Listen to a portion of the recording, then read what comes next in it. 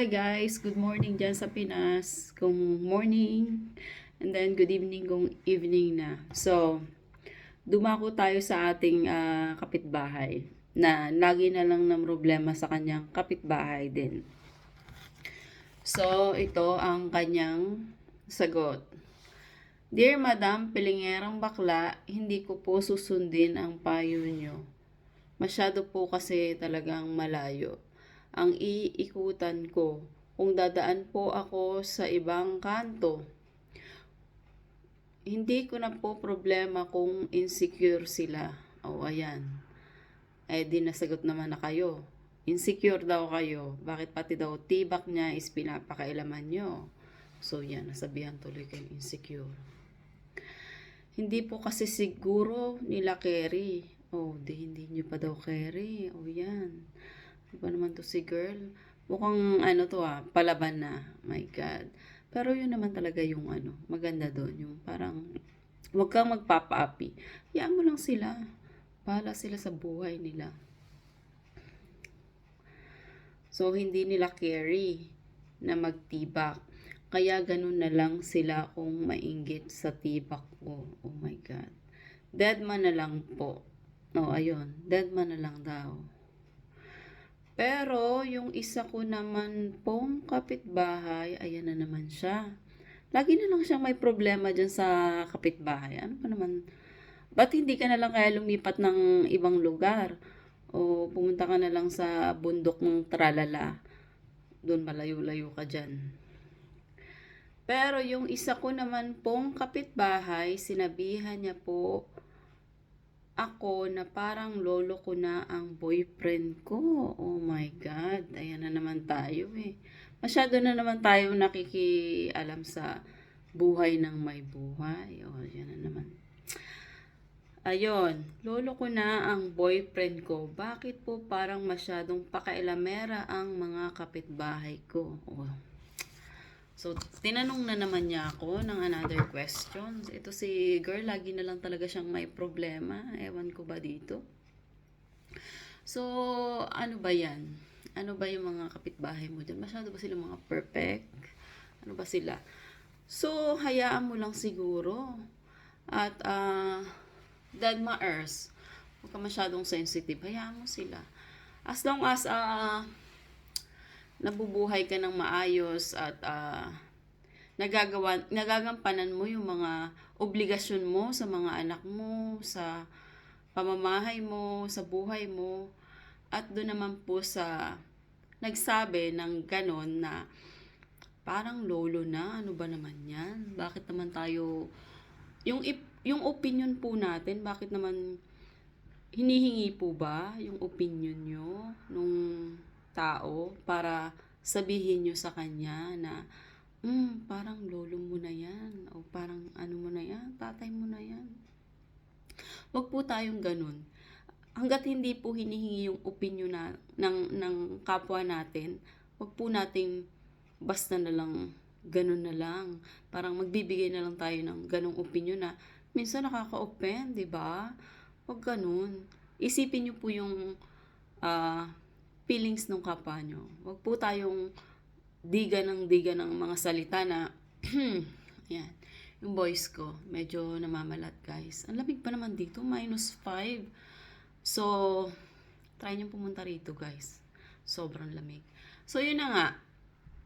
Wag po tayong masyadong nakikialam sa buhay nila. 'Di ba? Kung yun naman tao na sinasabi nyo na parang lolo na niya is, alam mo yun, mahal siya at willing siyang panindigan o tulungan o suportahan sa anumang pangarap niya sa buhay o kung anumang nila, 'di ba? So, kung naman makakabuti dun sa tao at hindi naman nakakasagabal sa inyo, wag po tayong mangialam. 'Di ba? Yan na naman tayo eh. So, kasama na naman po ako doon. Huwag ka mangialam ha. So, always naman yan. Parang, na yan eh, reality na yan. Parang, always na lang may masasabi, diba? So, pero hanggat maaari, hanggat hindi naman po hinihingi ang ating opinyon. At lalo na makaka-open tayo ng kapwa natin. Huwag po tayong salita ng ganong bagay na kala mo hinihingi yung opinion nyo o ganito, ganyan, 'di ba? Parang hindi naman dapat, 'di ba? So yun lang. Ano na lang, girl, kung wala kang ibang maanuhan, edi magtiis ka diyan sa kapitbahay mo, 'di ba? So tiis-tiis lang hangga't tsaka isa pa, huwag ka masyadong sensitive. Hayaan mo sila. Gaya nga ng sabi mo, 'di ba? Oo, 'di ba? Palaban ka naman, di 'di ba? Continuous na lang. Tibayan mo ang iyong loob, girl. O yun lang. O sige na. Bye. So guys, sagutin na natin ang ating wonderful questions. Sino ba dapat ang number 1 na sumusuporta sa atin at naniniwala sa mga pangarap natin? So kayo guys, sino ba? Sino ba dapat?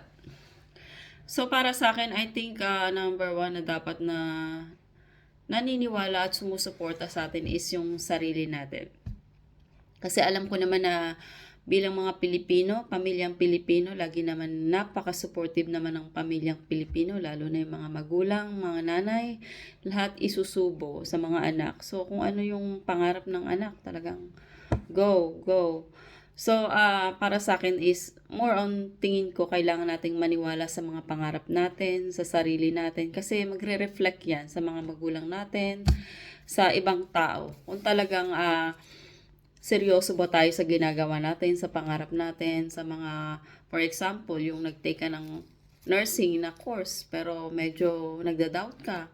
Kaya ko ba 'yun pag nakakita ko ng maraming dugo, or kaya ko ba makakita ng mga accident na mga nangyayari. So parang alam mo 'yon, nag-hesitate ka sa sarili mo kung magagawa mo ba yung mga pangarap mo, or ma-achieve mo ba yung pangarap mo. Ni umpisahan nga medyo ka.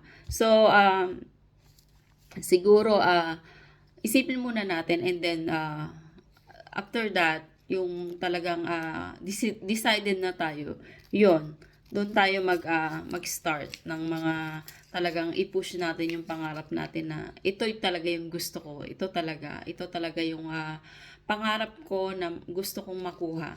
So yun, magre-reflect din yung sa magulang mo. So 100% ang suporta nila sa'yo.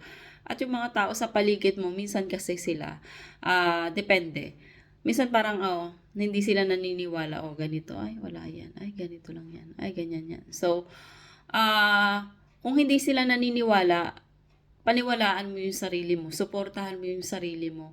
Always naman, nag-uumpisa yan sa atin eh.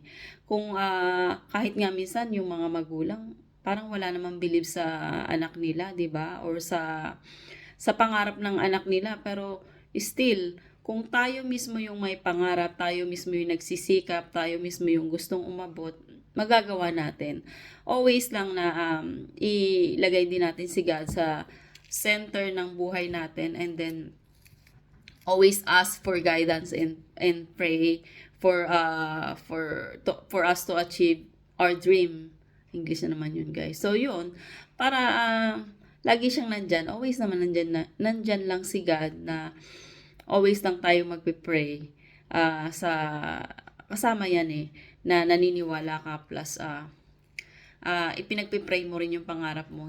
Pero syempre, kinikilos din yan. Kilos nga is movement is a key. So yun, kumilos ka, wag kang susuko, kasi sinasabi din nila na the moment na nag-stop